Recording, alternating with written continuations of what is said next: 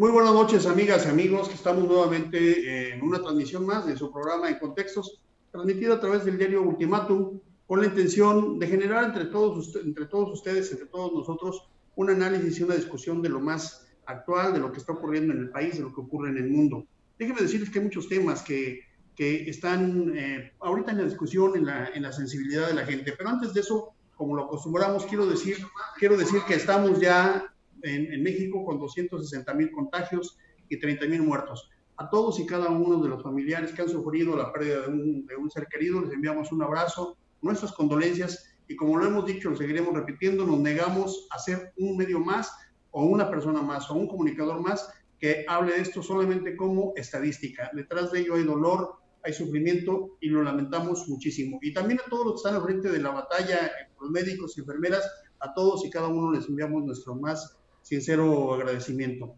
Por cierto, en Chiapas tenemos ya 4,200 casos y más de 380 decesos. Estamos en rojos, tuvimos un día en naranja y otra vez en rojo.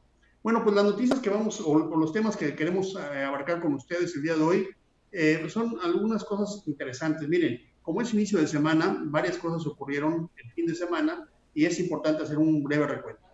El presidente de la República dice que nunca se había tratado o que nunca se había insultado tanto a un presidente como lo están haciendo con él. Voy a poner estos temas para que con nuestra amiga Mariaqueta Burelo y Juan Carlos Calimayor y ahorita el maestro Ricardo del Muro podamos discutirlos.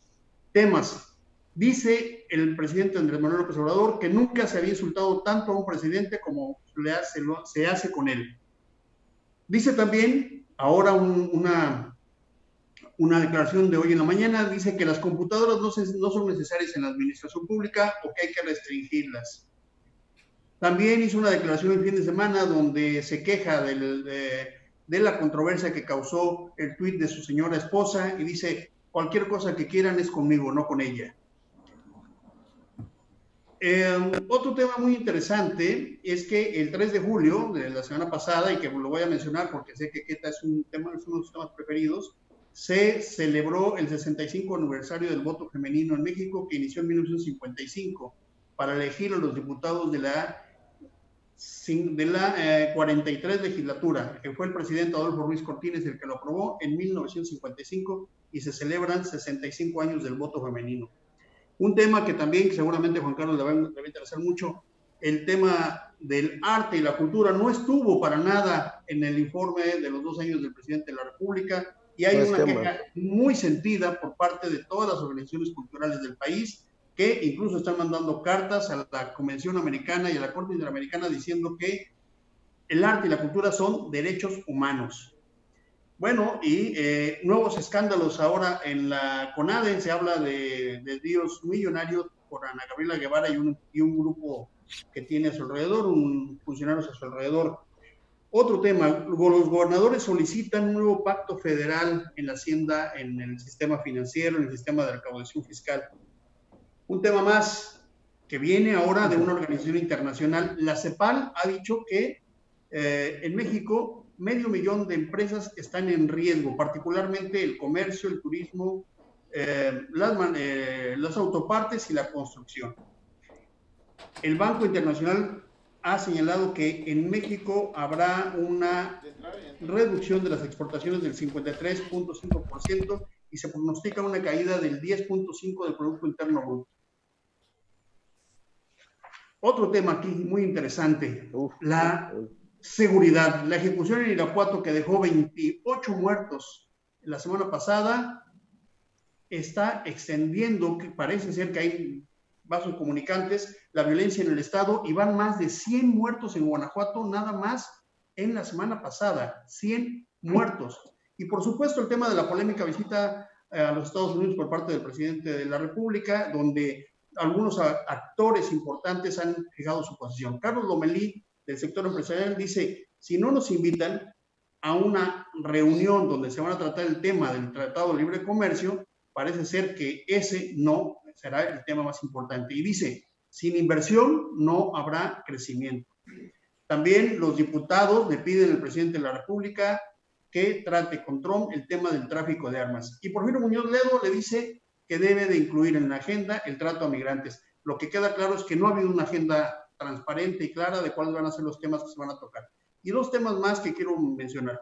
La UNAM dice que el índice de letalidad del COVID es más alto en personas indígenas, lo cual contraviene completamente al discurso de algunos funcionarios que han dicho que son que los pobres son prácticamente inmunes a esto. Pues no, la UNAM ya declaró, ya no solamente lo ha declarado, sino lo sostiene con una serie de estudios científicos. Las personas más pobres, particularmente los indígenas, tienen un índice de letalidad casi del doble que el resto de las personas. Y finalmente, otro tema, 4.3 millones de jóvenes se quedarán sin estudiar y sin trabajar a raíz de la crisis económica provocada por la pandemia este año. Hay muchos temas para que podamos empezar la discusión del día de hoy. Juan Carlos Calimayor, ¿con cuál quieres empezar? Bueno, a mí me gustaría tratar el tema del bullying presidencial, ¿no? Yo creo que esto no es nuevo, no es el presidente más criticado. Yo creo que esto vino con la transición política a partir de finales del sexenio de Ernesto Zedillo y principios desde que empezó la administración foxista, ¿no? No se puso ninguna traba a la libertad de expresión, surgieron las redes sociales a la par de esa transición y bueno, pues hicieron escarnio de Fox, al grado de que a Fox se le retiró de las conferencias presidenciales y se puso un vocero para evitar que ocurriera precisamente lo que le sucede constantemente al presidente, que ante la falta de información a la mano, de datos duros, pues acepta todo tipo de preguntas y comete por ende todo tipo de dislates, errores y ocurrencias que le han costado, que hacen que él sea el centro de la agenda. Hay quien dice que es un genio de la comunicación, pero yo creo que eso es parte de lo que le ha bajado la popularidad al presidente y que va a ser utilizado sin lugar a dudas en la próxima campaña presidencial. El mejor opositor de López Obrador es López Obrador. No se puede evitar ni se puede censurar la libertad de expresión. Ellos hicieron un uso muy útil desde con la asesoría de Pigmenio Barra y un grupo de personas. Decidieron usar las redes sociales después del efecto del Yo Soy 132 que se volvió viral y que pudo ya al final de la campaña de Peña Nieto restarle votos a Peña Nieto y que se volvió un instrumento letal. Las fake news, las posverdades, la utilización de las noticias a modo, como el caso de Ayotzinapa, como todos los acontecimientos que fueron marcando para bien o sobre todo para mal las administraciones anteriores. Entonces, pues no es lo mismo ser borracho que cantinero, ¿no? Le toca ahora al presidente estar del otro lado de la barrera, ve el toro de Lidia y ahora ya se me espantó, ¿no? Entonces, yo creo que tiene que aguantar. Además, hay otra cosa. Ningún presidente ha acusado ni ha puesto tantos adjetivos, apodos y ha señalado tanto a la prensa crítica, etiquetándola lo menos de conservadora, comprada, chayotera y un sinfín de epítetos terribles, como nunca lo había hecho un presidente anteriormente. Muy bien, Juan Carlos. Pues ahí está una posición muy clara, maestro Ricardo de Muro, sobre este tema. ¿Ha sido López Obrador el presidente más golpeado o es el más golpeador? Estamos desde aquel caso de López Portillo, no pago para que me peguen, ¿se acuerdan de esa frase célebre, no? Pero ahora el presidente todos los días pues, se la pasa señalando a los medios de comunicación, incluso ahora ya amagado con que va a hacer investigaciones por parte del SAT. Esto implica un ambiente distinto. ¿Es el presidente más golpeado por los medios? Ricardo del Muro, ¿cómo ves?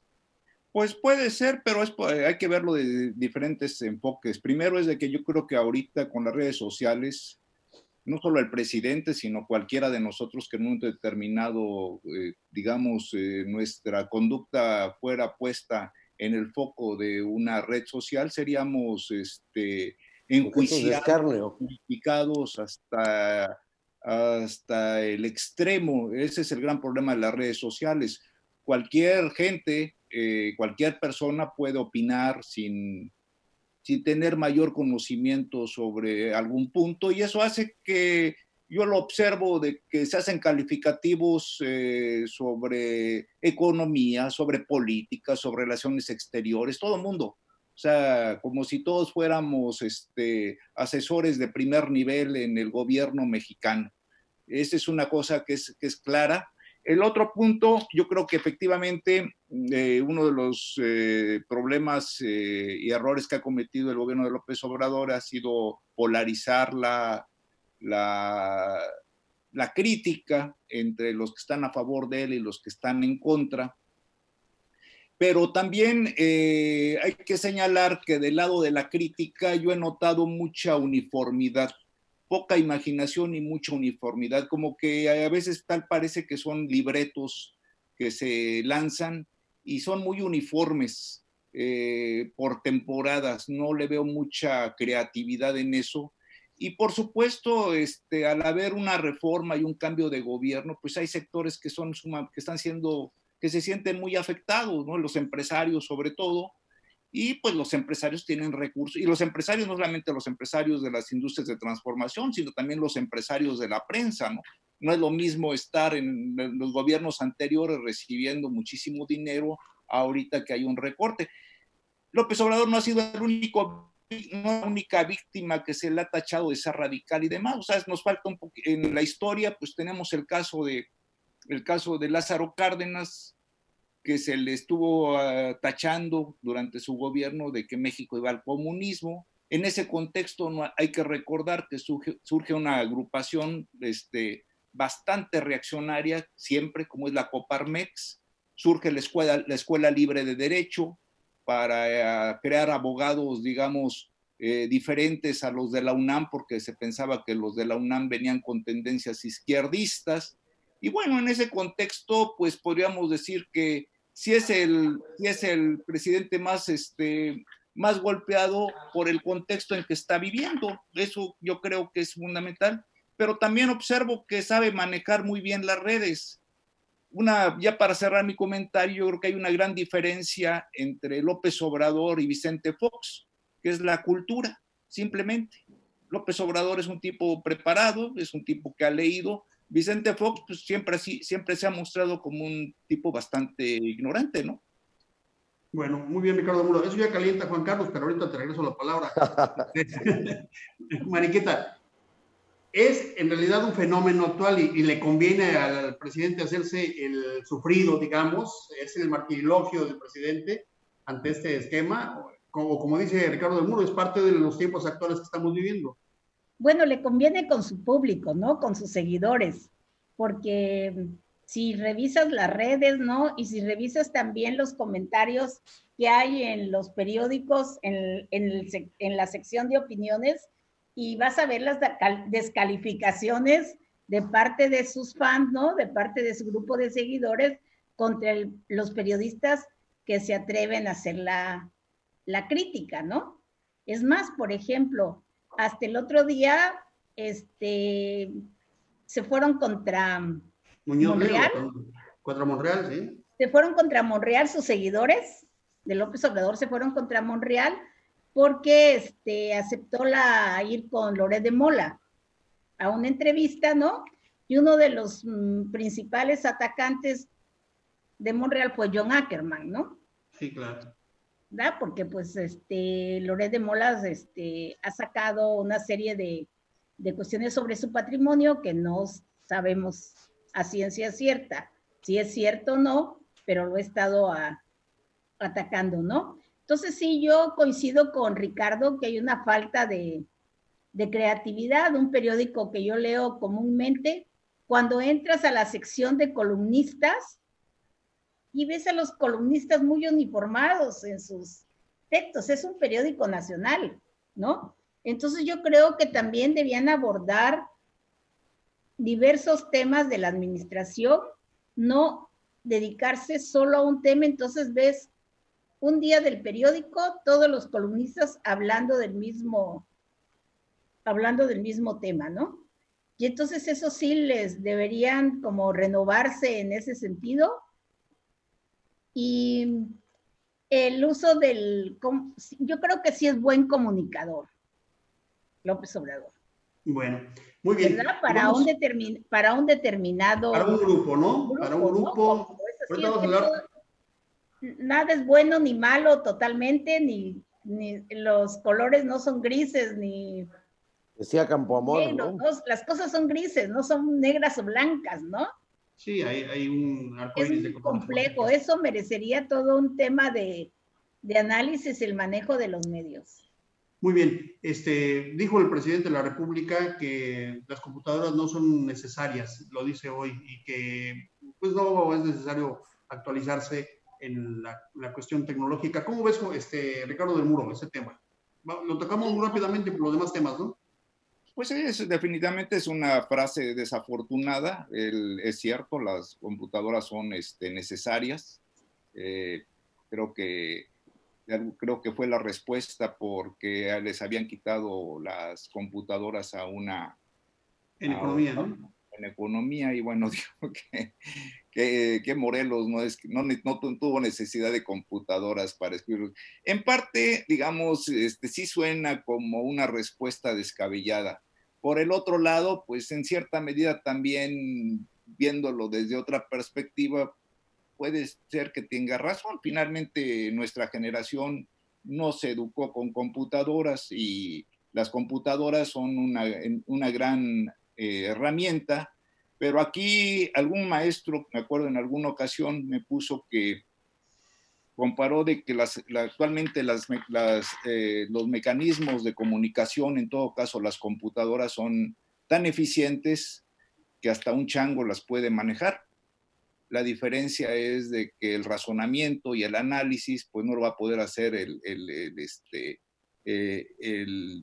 chimpancé, y eso en ocasiones lo observas, o sea, muchas veces muchas personas están con lo último en tecnología, pero eso no garantiza que el conocimiento sea debidamente razonado. Muy bien. ¿Qué tal? Sobre ese mismo tema, la tecnología, las computadoras, el presidente dice que no es necesario, hace una analogía con hace 100 años. ¿Estamos para esa discusión o es un tema más de distracción? Bueno, y además dice que es la corrupción.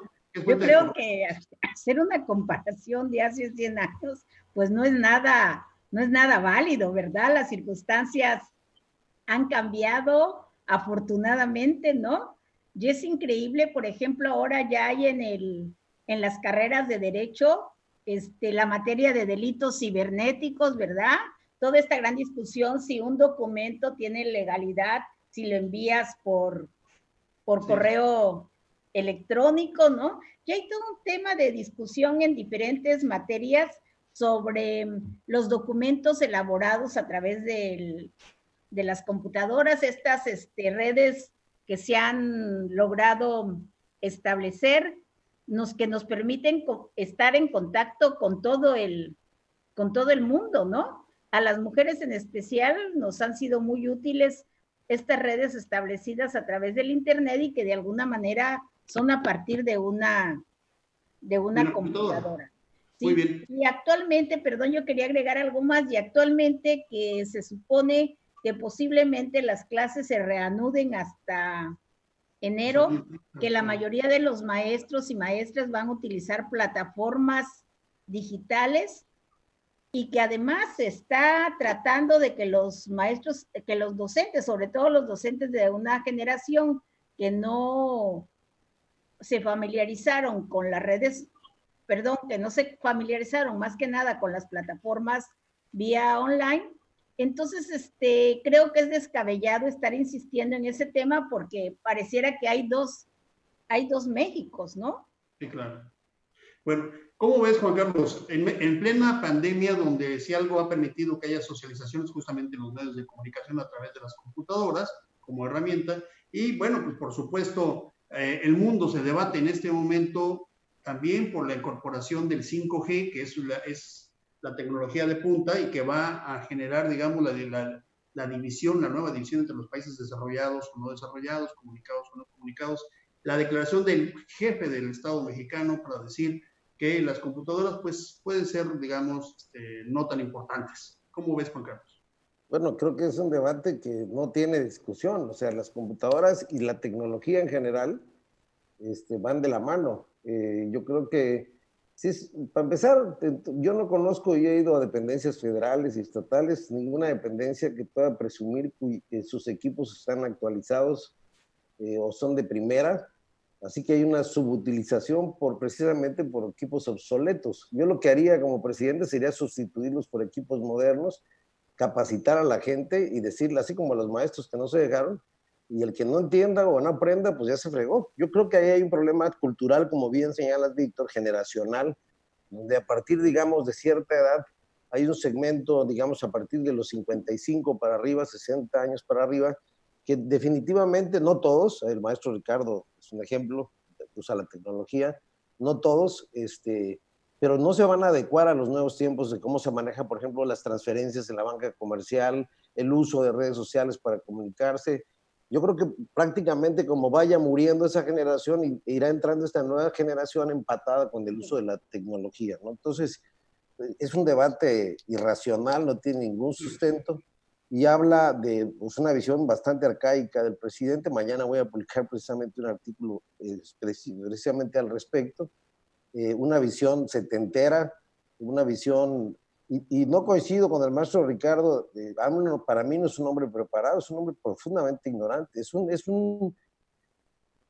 Claro que por supuesto que Fox era un ignorante, era un gerente de la Coca-Cola, no lo voy a defender de ninguna manera, por eso le pusieron un vocero, pero es un alto riesgo que un presidente no preparado, que a lo mejor tiene intuición política, le busquemos otros atributos, pero decir que es culto o preparado es un atrevimiento grande porque él es un aficionado a la historia de México. Él se ha nutrido de algunos textos, su esposa es interesada en temas de historia y se casó con los liberales y los conservadores del siglo XIX y de ahí no lo sacas. Quiere traspolar ese escenario de confrontación que vivió México, de que eras liberal o eras conservador, y en ese trastocamiento de la realidad, o sea, tiene un liberalismo muy raro porque es un liberalismo que acepta al padre Solalinde en un evento oficial, que no es laico, que utiliza símbolos religiosos. Es una izquierda muy sui generis, la del presidente López Obrador. Y por otra parte, pues forma parte de una generación de izquierda adoctrinada en las escuelas públicas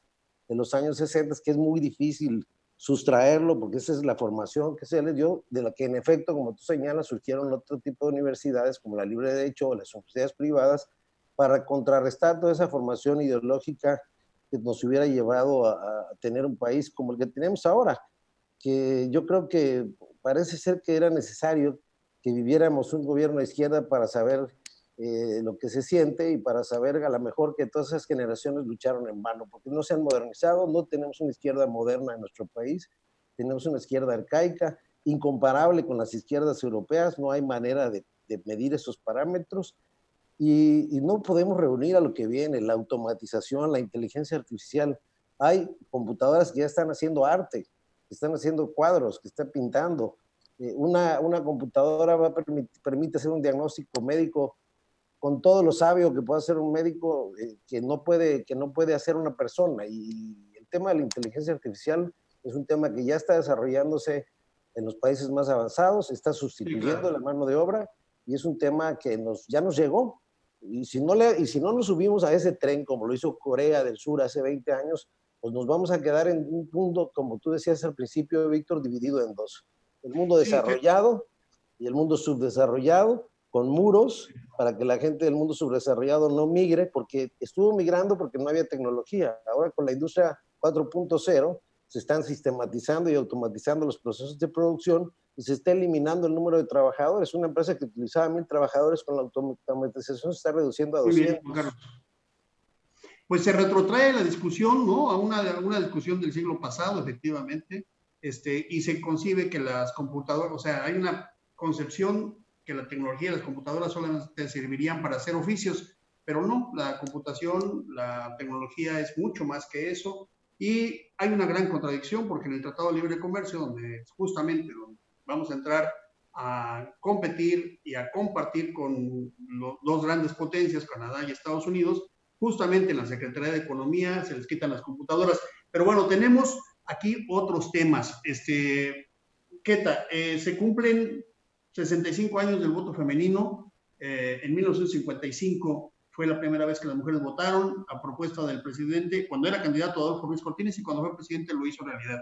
Y hoy, después de 55 años, hay un ataque sistemático a la autonomía del Instituto Federal Electoral, del INE, Instituto Nacional Electoral, y entre ellos una de las grandes discusiones es justamente la representatividad de las mujeres, como que se quiere reducir, como que hay un ataque a esto. ¿Qué opinas, Mariqueta, respecto a esto? Bueno, precisamente hoy tuvimos una reunión como de nuestra organización, ¿verdad? Con el IEPC a nivel local. Y pues revisamos sobre todo los aportes de la iniciativa recién aprobada en Chiapas. Y porque queríamos ver la parte que si había razones para declararla inconstitucional, si podía haber o la cuestión de los derechos, ¿verdad? Que los derechos humanos son progresivos y se había un atentado contra los derechos humanos, pero se estuvo revisando, tal vez no quedó del todo a gusto como nosotros hubiéramos quedado, pero desafortunadamente no le podemos entrar desde la parte de la inconstitucionalidad. Por ejemplo, en el caso de las regidoras en la cuestión pluri, los que se veían afectados eran los candidatos a presidentes perdedores, ¿no? Por ejemplo, porque al perder, ellos tienen derecho a ocupar la regiduría, pero si en ese municipio le toca a una mujer, pues le tocaba a la síndica de su planilla, entonces ellos salen bailando, ¿verdad? Y entonces se hicieron reformas en este sentido de una lista sí van a ir encabezando las mujeres, pero una lista no van a ir en primer lugar las mujeres. En el caso de las reformas, estas de las regidurías plurinominales, ¿no? Es un poco complejo, ¿no? Luego también, por ejemplo, en el caso de la violencia política, los partidos ahora ya están dentro de la comisión de quejas y denuncias, que no deberían de estar ellos allí, porque ellos mismos van a recibir quejas de violencia política, ¿no? Van a ser juez y parte, ¿no? O sea, hay detallitos de la iniciativa recién aprobada que sí quisiéramos, ¿verdad? Todavía ver qué se pudiera hacer, ¿no? En este sentido. Pero yo creo que ahora sí ya depende mucho de nosotras las mujeres. Las cuotas fueron una acción afirmativa temporal. La democracia paritaria pues ya está en la Constitución, y yo también como mujer sí quisiera que fuera algo temporal en el sentido de que se deben de crear las condiciones para que las mujeres podamos participar en condiciones de igualdad sin necesidad de estas acciones afirmativas, ¿verdad? Pero mucho tiempo nos obstaculizan desde el propio partido. El partido es donde se ejerce la violencia política en su máximo esplendor hacia las mujeres, en los partidos políticos. Muy bien, Diana, tenemos poco tiempo y quisiera ver si tenemos la oportunidad de tocar un tema más. Juan Carlos, sobre este tema, ¿alguna opinión? Sí, hay una sanción de inhabilitación permanente hacia la violencia política, hacia la violencia política hacia las mujeres, y me parece sumamente delicado por una razón. Un tuit puede ser utilizado en contra de alguien para inhabilitarlo perpetuamente desde una visión un poco radical feminista, y eso, pues, si no está debidamente regulado, pues puede provocar alguna injusticia. El otro tema que yo dejo sobre la mesa, a mí, lamentablemente, hemos intentado agotar, están preparándose acciones de inconstitucionalidad, no se va a hacer a la DACA, si pasan, rectificarán la ley, probablemente se interpongan por parte de los partidos políticos, pero lo que me parece profundamente inequitativo, injusto, efectivamente estoy de acuerdo en la reducción del presupuesto de los partidos, es que los partidos de nueva creación van a ejercer un presupuesto de 20,000 pesos mensuales, y los partidos como Morena y Partido Verde van a ejercer juntos más de 130 millones de pesos, una absoluta disparidad y una absoluta inequidad. Y además, en caso de desastre natural en un solo municipio, a partir de un municipio, que es algo muy recurrente en Chiapas por temblores, por inundaciones, se reserva el derecho de suspender el financiamiento a todos los partidos, el financiamiento total a todos los partidos. Es una atribución sumamente grave, prácticamente significa cerrar el changarro, ¿no? Y yo sigo diciendo que el financiamiento para evitar la intromisión del narcotráfico, de los contratistas y de la gente que mete dinero malo a las campañas, siga. Para reducir, porque en realidad sí ha habido muchos casos, ¿no? Que sí. Bueno, Ricardo del Muro, sobre este mismo tema, ojalá que nos dé tiempo de tocar un tema más. Ricardo del Muro, ¿qué opinas sobre ese tema de las reformas y el tema electoral? Bueno, de la reforma yo creo que el gran error fue definitivamente que fue un albazo. O sea, pero fue un error de, aquí recordamos las palabras del maestro Jesús Reyes Heroles, de que en la política la forma es fondo. Creo yo que si la reforma se hubiera discutido a la luz pública y de día y no se hubiera hecho en un fin de semana, así entre las sombras, mandando el documento de una forma precipitada, pues tal vez no hubiera generado tanta discusión y tanta dudas respecto a qué contiene ese documento. La verdad es de que ese es lo triste es que al hacerlo de esa manera, esas dudas y esas inquietudes se van de alguna manera a extrapolar al proceso electoral.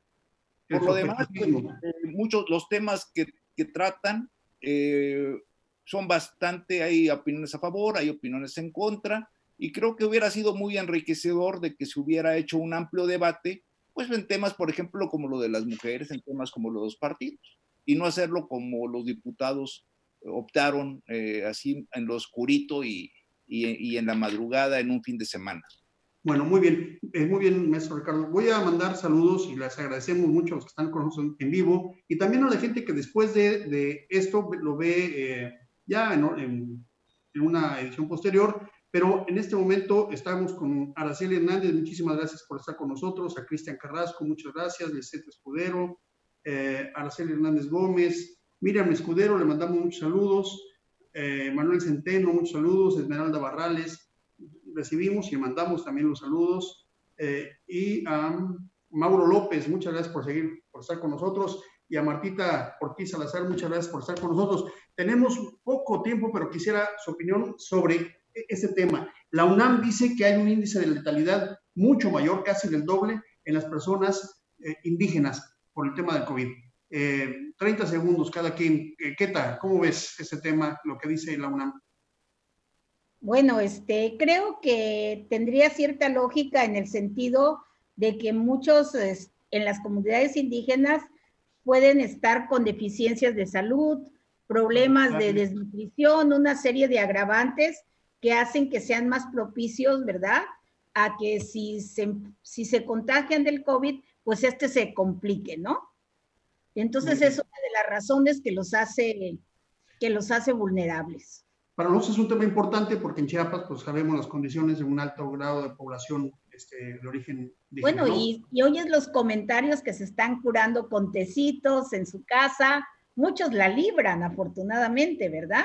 Ya discutimos el otro día la cuestión de la medicina tradicional herbolaria, ¿verdad? Que tiene sus ventajas, pero muchos también, pues, tienen problemas. Ok, Ricardo del Muro, ¿cómo ves este tema? Pues sí, definitivamente se señala de que en la medicina, como en todas las cosas en esta vida, hay clases sociales y siempre los que más son afectados son la gente de menores recursos en cuanto a dinero y en cuanto a cultura. A mí me ha sorprendido, por ejemplo, con esto se rompe la teoría del gobernador de Puebla de que el coronavirus, sí, de Puebla, que solo le daba a los ricos, ¿verdad? Entonces realmente, pues sí, los más afectados son las clases más desposeídas. Y algo que llama mucho la atención, a mí me ha tocado observar, de que en muchas personas, por miedo, por ignorancia, incluso les da miedo que les pongan el termómetro Muy bien, Juan Carlos Mayor. Yo creo que vale la pena hablar de ese tema. Yo diría que ser indígena en este país es ser sinónimo de ser pobre y que de la desnutrición es un gran problema que hay que abordar en otro programa, ¿no? Particularmente en el caso de Chiapas por el alto consumo de bebidas endulzantes y de comida chatarra. Bueno, pues muy bien, pues muy buenas noches a todas y a todos. Buenas noches, Arqueta, buenas noches, Juan Carlos, buenas noches, Ricardo de Muro. Los invitamos a seguirnos el día de mañana en Contextos del Diario Ultimátum. Muchísimas gracias por estar con nosotros y recuerden a todos, cuídense, hay que cuidarse porque esto del COVID está cada vez peor y el reto es sobrevivir. Estamos viviendo una etapa, una época en la cual debemos de sobrevivir. Muchas gracias, muy buenas noches a todos, buenas noches.